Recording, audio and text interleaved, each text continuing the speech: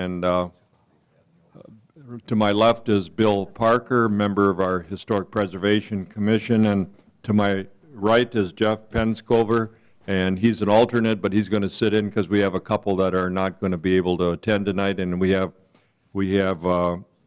Justin Pluis will be on Zoom for us this evening. So welcome to everybody out in the audience there, Phil, friendly face, and Tom, and Dennis, and a couple back here that are joining us. Thank you, and thanks for coming this evening.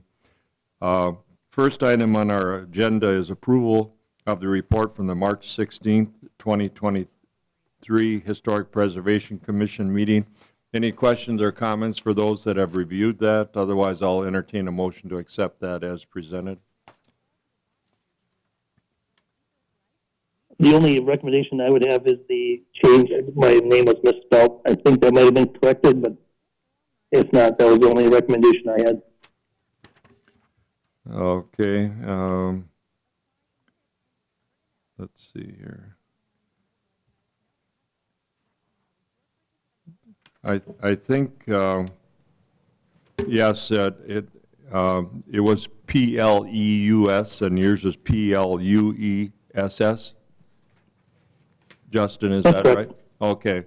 So let's make that correction noted here. It's P-L-U-E-S-S. So we'll make that correction noted here.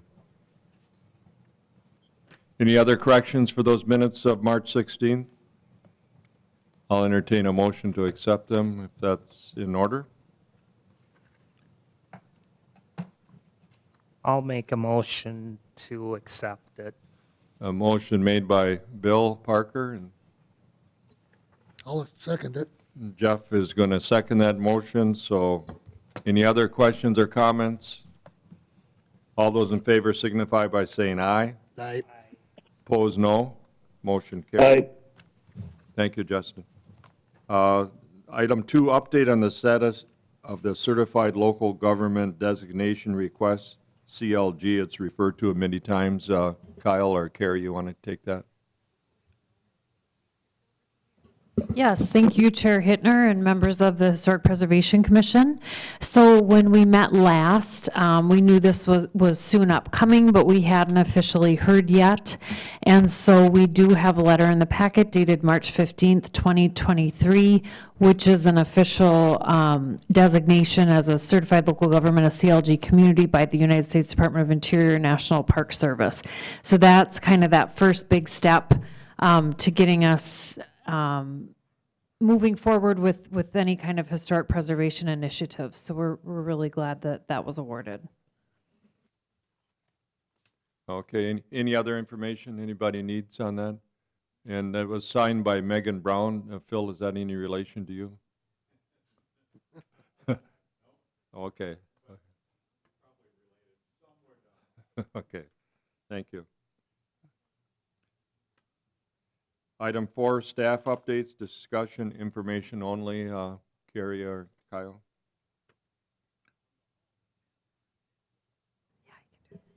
Yes, thank you. So this is a nice handout, and I'm hoping Justin will be able to speak to this a little bit later too.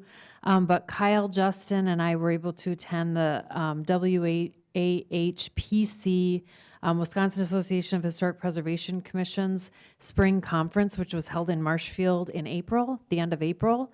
And Jason Tisch, who was at the prior meeting, who gave an overview, a nice overview about the CLG grants and some of those processes.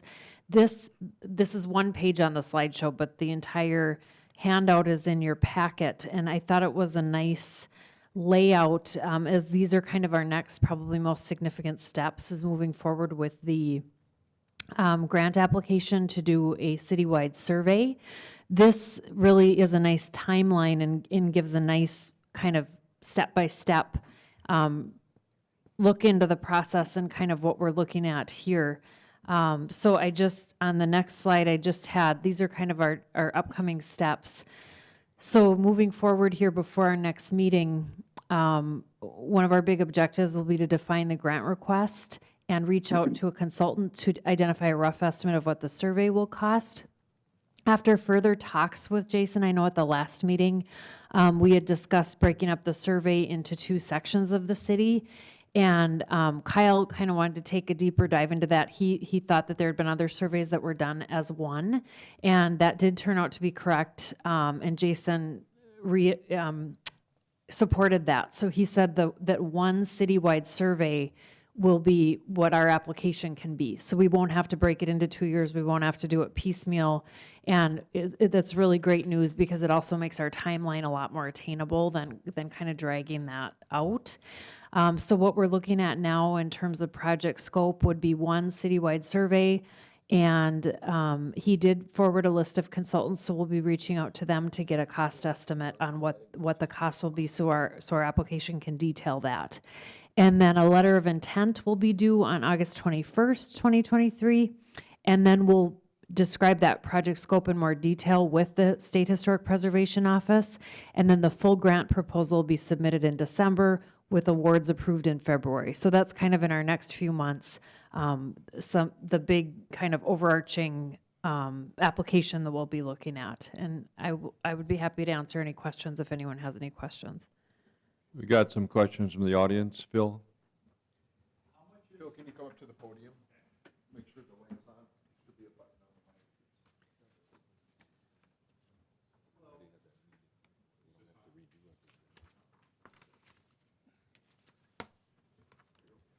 Thank you, Kyle. How much is the grant how much is how much is the grant? So that was one of the things that was answered at the conference, and I believe the awards typically were around 50,000, if I remember right, and I think there's about 8-ish or so awarded. It sounded like, even worst case scenario, if you weren't one of the communities that was awarded, if you have a good grant request, you would just kind of go in the queue for the following cycle. So it didn't sound like, even if we didn't get awarded, that we're off the table, so to speak. It sounds like we would still be in the running, but we've been given all indication that, our application's a good one, our survey's very old. We're a new CLG community, so it would be a natural next step. So, I think we have reason to be optimistic. Okay, yeah, they had reviewed that at the March 16th meeting, so up to $50,000. Okay. Thank you, Carrie. Carrie, when you and I talked about 10 days or 2 weeks ago, we thought since the meet and hunt survey was done in 96 or 98, that the new survey wouldn't have to be as extensive because they don't have to repeat all that stuff that was in there. They'd probably take out some properties that are no longer with us and add some properties maybe that are maybe timed out where they're in historic significance because of their age now. So probably we're not looking at a full amount. I don't know how much the meet and hunt one was, but I'm thinking probably somewhere maybe $10,000 to $20,000 maybe for this survey to be brought up to date. Is that probably more the idea what it would be? Yeah, I would say you're spot on. I'd estimate 15 to 20 grand to update the survey. They'll take a lot of the old information and they'll add to it. They'll still do a lot of digging and research and analysis, especially on the new potential years of eligibility for historic properties that would naturally fall in a survey now that wouldn't have back in the 90s. So I think that will also make our grant more competitive because we will not be asking for the full amount or even 50% of the full amount. Okay, thank you. Anybody else have any questions on that? Bill, Jeff? No. Justin, you have any questions?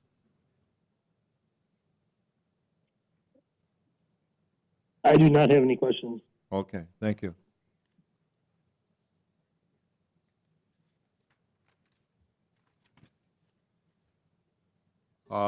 Number 5, then, if the staff updates are up to order. Commissioner updates, discussion, information only. Bill, why don't you go through, yes? I think you're ahead. I think we're on item 4. Right, staff updates. I thought that's what you were doing. Or you're not Oh, done with well, it? we were discussing under item 3, which was the CLG cycle handout still. Right. Okay, go ahead. Okay. Carrie, did you want to provide an update? I mean, I've got an update, but I didn't know if Carrie did too. I'll start. The update that I wanted to note is that I just wanted to remind everyone, Mike, you do a good job of the Robert's Rules of Orders at the meeting, but wanted to remind the commissioners, if you have any items that you'd like to see on a future agenda or any communication between commissioners, work that through staff rather than reaching out. I don't want to see back and forth communication between commissioners, especially if it's on an agenda item on an upcoming meeting. It doesn't give the public an opportunity to comment. So I think rather than going back before commissioners, I would just remind you to try to work comments through staff. We can then disseminate it to the commission, and there isn't, a cause or concern for, conversation outside of a normal meeting or conversation amongst commissioners on an agenda item when there could, likely be claimed kind of a walking quorum, if you will.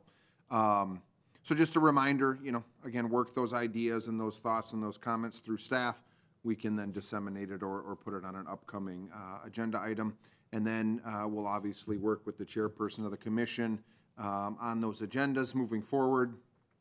And again, I'd encourage you to submit those things. If you have an item that you want to discuss, don't hesitate to reach out. We don't only set the agenda, you as commissioners can also set the agenda or have some input in what the agendas look like moving forward. That's really the comment I wanted to provide. Carrie, did you have anything? Yep, I have a couple things. So one thing added to the packet is another handout that came from that conference that I referenced previously. And I thought it was just it's an FAQ about the State Register and the National Register of Historic Places. And it just provides kind of a nice summary of some of the frequently asked questions. So I just wanted to draw your attention to that.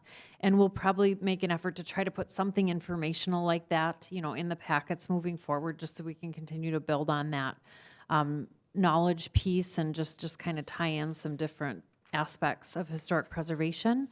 And then just kind of a housekeeping item. Mike and I had talked when we met about the meeting schedule through the remainder of the year, and I know we had talked about that previously also.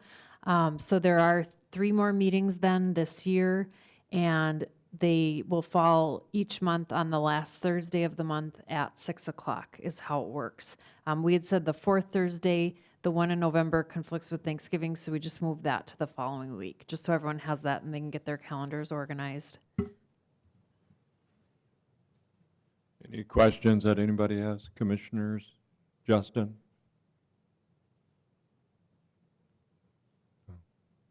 No questions. Sounds good to me. Okay. Anybody? Phil? And anybody in the public have any questions? Dennis? Tom? No? Commissioner updates, discussion, information only. Bill went to Stevens Point, as Phil and I did also, and went up and toured with their Historic Preservation Commission. And I didn't make the downtown one, but Bill and Phil made the downtown one, and then Phil and I made the Clark Street walk that we did with the Stevens Point Historic Commission. And Bill, I know you sent an email out, but would you or Phil like to go through a little bit of what they discussed and what your take on it was?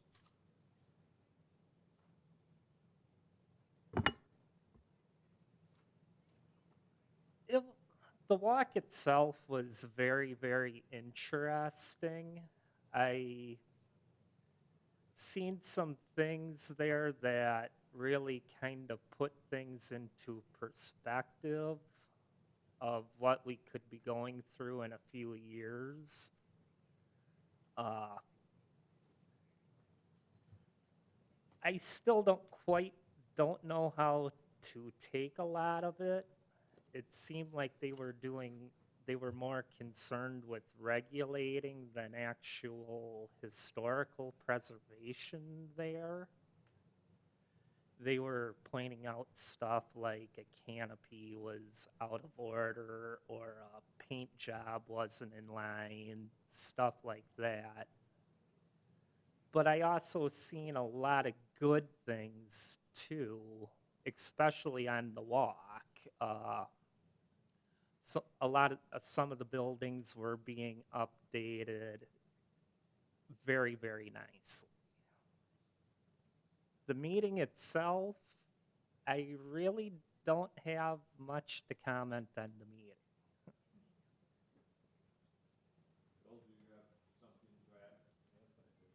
Yeah.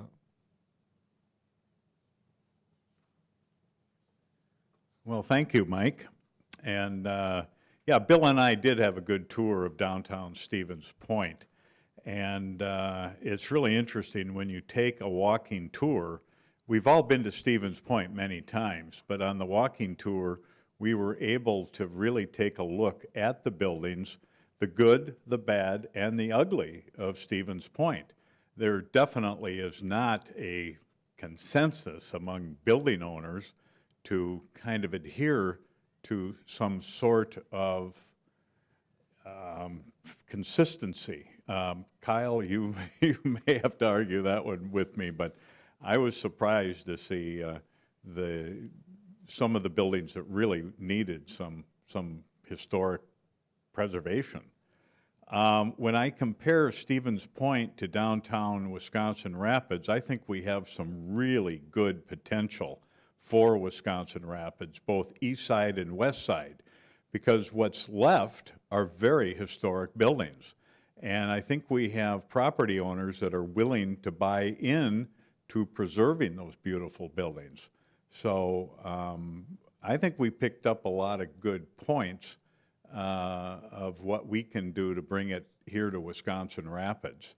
And, you know, taking a close look, I think a walk would definitely be in order for downtown Wisconsin Rapids.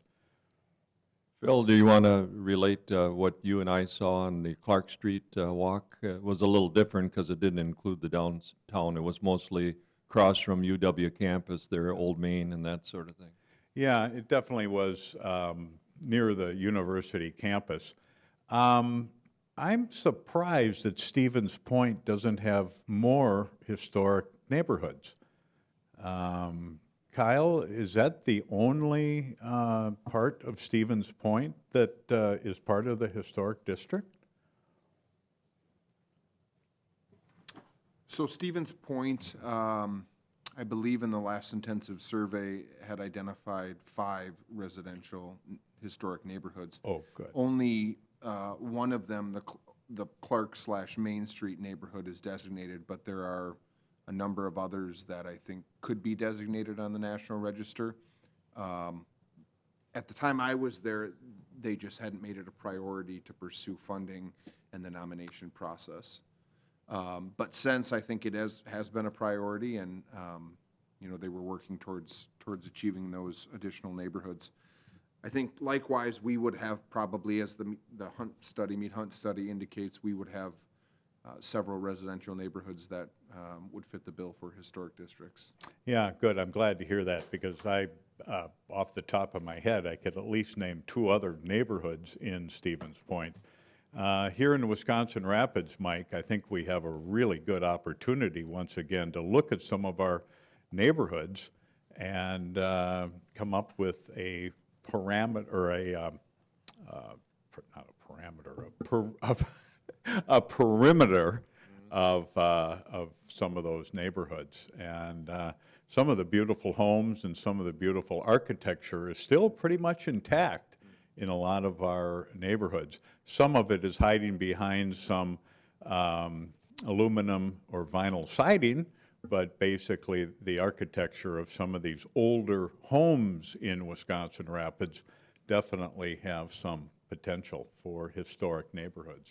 But it was a good walking tour, all in all.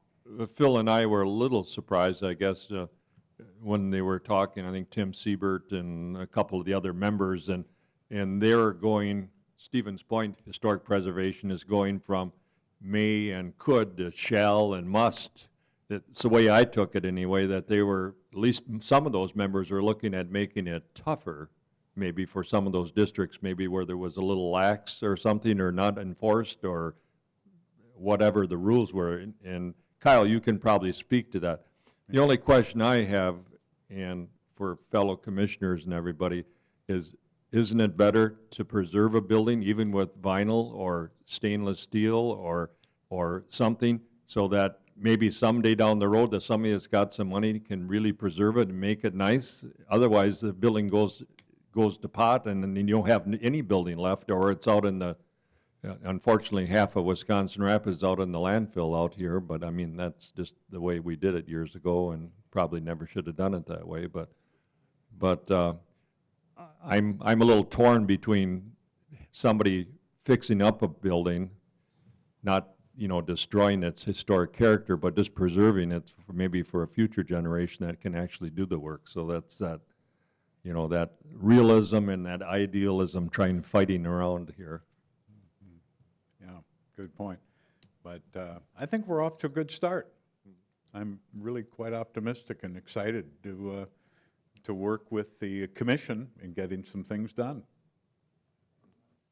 Thank you. Thanks, Phil. Anybody else have any comments or questions? I think then we could probably go on to 6, unless somebody else has some. You folks that are here, would you like to talk about something in particular? Why don't you come up to the mic and talk about it? Certainly, we're interested in anything that you might have. It's an open meeting, and we want more of you to come in. Can I give you some pictures? Yes. Well, first of all, we are Philip and Mary Jo Olson. Can you hear me there? And we actually purchased our home in September, Okay. past September, at 3630 Merwin Circle, which is a circle of 2 houses, right off of 2 Mile Road, and backs up to 1 Mile Creek, 2 Mile Avenue. It's a lot of miles there. And Isn't- we are delighted to find a piece of next house. history in our backyard, and we want to find out more about it. It's a very unique castle wall along 1 Mile Creek. We started at the Historical Museum. We obtained several issues of Artifacts magazine with information and pictures of the property. Then the 3 granddaughters of the original people, who were John Murgatroyd and Oral Wynn, well, their 3 granddaughters and their husbands came over and shared, last week, they shared stories with us and pictures, and we shared what we had gotten in the Artifacts magazine, and I don't know who had a better time learning, all this and putting it together. So they encouraged us to contact Dave Engel for more history. So then we checked out some of his materials from the public library, contacted him, and just in these magazines, Artifacts, we are truly amazed at the influence that this creek and the stone wall along it, that is the thing, the stone wall, and I think you showed them pictures, that John Murgatroyd built in the 50s with a lot of help from his 2 sons, we hear, these girls' fathers, who carried many, many stones and rocks. And we've met a number of people just in the short time that we've lived here who say, oh, yes, we used to go ice skating there in the winter, and then this stone wall, which has a building, it looks like a castle, that was the warming house. And the mother, Oral Wynn, would make hot chocolate for 30, 40 kids that were skating or sledding or whatever. John Murgatroyd got a huge, excavator in and dug out a swimming hole, so in the summer they could swim and use that little castle to change clothes. So many also a experiences. He also built a toboggan slide going on the right. other side of the creek, going down. We have pictures of it. It's unbelievable. And I guess you all know, it's no secret, that then he went on, purchased the property, and built Ridge's Golf Course.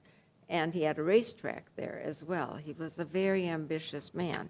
Well, this stone wall is in need of repair. It had a slight crack when we bought the building in the fall, and we knew that, and the sellers knew that. Well, over the winter, the slight crack has It's become about like this. little and more. It's starting to go like this. And we would like your opinion By the way, Dave Engel then referred me to Bill Parker, who told us about this meeting, which is why we're here. And we would like your opinion as to whether, we hope to restore this wall, and we wonder if it could be considered a historic structure and be eligible for any historic preservation funds. That is one big question. And also, so far, each person that we've contacted said, call this guy and that guy and the other.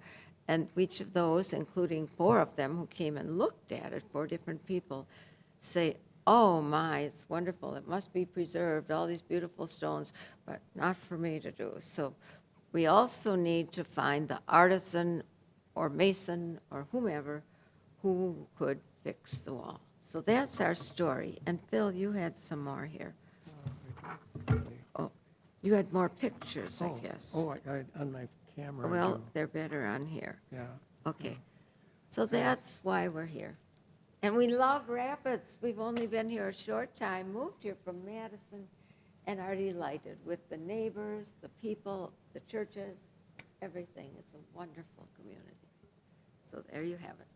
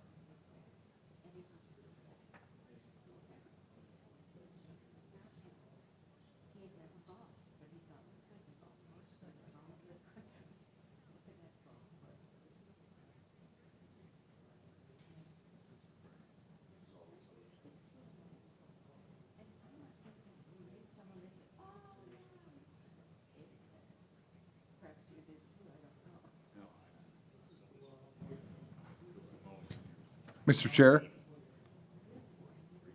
Yes, Kyle? I'd advise, because it's not an item on the agenda, that the applicants or the individuals kind of package the information up. They can get it to our office. We can then either share it with the commission in an email, or we can put it on a future agenda as We a, get a little as an more item time for to look discussion. at that. Thank you. That might be a better way to address it, so that everyone Yeah. can see the information that's being presented, and the public as well. Kyle, they were trying to save this. And basically, the historic preservation thing doesn't have any monies for this, it's only tax credits. That's different than somebody giving you $50,000 to do some work. It's a tax credit against maybe what you do, right? Correct. So if they were to share the information with our office, I think the first one I'd want to connect them with is the state historic preservation officer or state architect that can provide some more information on whether or not they think they could be individually listed based on the history they've identified. Right. There's not much that the commission can do at this point, other than, informational feedback, because you're right, we don't have the resources right now. And evidently, they're in the city of Wisconsin Rapids, so. So, Yep, we just confirmed that. That was Yeah. a question I had being out on Okay, there by the okay. ridges. Detroit's at 25 acres there. And across the creek is in Grand Rapids, and the next house, next to us, on the side of the creek. so I think we're interested in it but I think Kyle, maybe if you can bring some of the pictures in to the office on the second floor upstairs, and they can kind of forward it to the people that could probably do the most good for a time. We're just starting, so our process is, probably, unfortunately, probably 2 or 3 years away before we get to the actual nitty-gritty of it. And so I think you might need some help sooner than later, I think, from that, looking at that wall. Right? You said the office on the Second floor, yeah. do we need to make an appointment or? Well, I think either Carrie or Kyle are usually there, but it'd be a good idea to call if you're coming, if you know when you're coming, because then they can make sure they're not at a meeting or gone somewhere. But they would be able to at least get you in contact with somebody, either a state archaeologist or somebody that would maybe help with getting it recorded or something. Now, you know, we got to give it a lick and a prayer here because we don't know what's going to happen, but it's important that you're trying to save it, and that's important part of it, so. In our same block, there are 1, 2, 3, 4 bridges and an island right there in the same block that need repair. Yeah. We built the bridges too. Well, Mr. Murgatroyd was very popular in this community. Anytime the city wanted to give a building away, he took it and moved it out there. If the history is of it, he just moved everything he could get his hands on and built up and put it together, sort of thing. So he's quite an individual and was very important in the community, certainly, for all he did. So it'd be nice to see as much of this preserved as we could. But if you take it up and maybe make an appointment with Carrie or Kyle, they could get the information and then try to get it to the people that would have the most influence to do something at this point. Does that help? Thank you for coming. We didn't know the procedure here, so. No, that's okay. Next meeting, I think, July 27th, what we'd like to do is an overview of the proposed historic districts, the ones identified by Mead and Hunt. We'll do it in here in the council chambers, and then we'll take a walking tour. Phil probably can lead us downtown, and then we'll probably get in one of the vans and go to some of the other ones like Hill Street and up on First Street and some of those other properties and take a look at that, and then come back and kind of discuss what we saw, see if we want to expand it a little bit or add a little bit to it, or are we happy with what's surveyed at this point? So does that sound pretty good to everybody? Chair Hittner, I just had one item under Commissioner updates. I just wanted to see if Commissioner Plus had anything to add from that conference, just before we Okay, close. sure. Okay. Justin?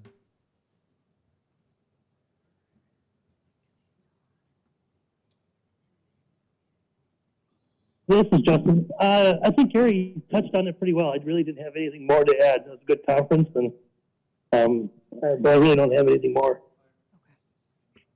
Okay, thank you. Thanks, Justin. So I think we covered pretty much everything, and anybody else have any questions? Tom, you got any questions? Dennis? No? Phil, any more questions or any comments? Bill? No? Jeff? I'm glad to see this moving forward. Okay, We're starting off, we gotta head in the right direction. right. Okay, thank you very much. And then I'll entertain a motion for adjournment. Made by Jeff, second by Bill Parker. Any questions or comments? All those in favor signify by saying aye. Opposed, no. Motion carried. Thank you very much for coming this evening.